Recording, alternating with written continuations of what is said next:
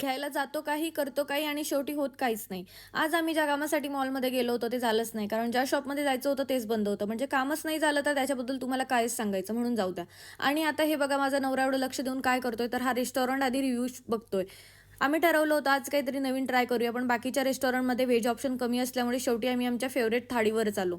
आणि हे रेस्टॉरंट फराडी वर्ल्डच्या अगदी एक्झॅक्ट समोर आहे. आता हे थोडं लांब असल्यामुळे तिथं पोहोचेपर्यंत रस्त्यात खूप सारे छोटे-छोटे परफ्यूम स्टोअर लागतात आणि हे बघा माझ्याकडे किती सारे परफ्यूम स्ट्रिप जमा झालेत.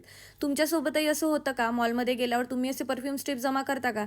मग आम्ही पोहोचलो रेस्टॉरंटमध्ये आणि आमची ऑर्डर दिली. तोपर्यंत आम्हाला हे कॉम्प्लिमेंटरी म्हणून भेटलं. ते घेतलं आणि आम्ही लगेच पार्सल घेऊन फूड कोर्टमध्ये निघालो. आणि तिथं गेल्यावर हे बघा वायरलेस चार्जर. फक्त इथं तुम्ही तुमचा मोबाईल इथं ठेवा आणि लगेच चार्जिंग होतं.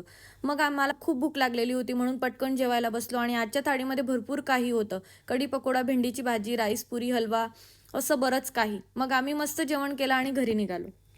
म्हणून मग पुन्हा एकदा सिद्ध झालं.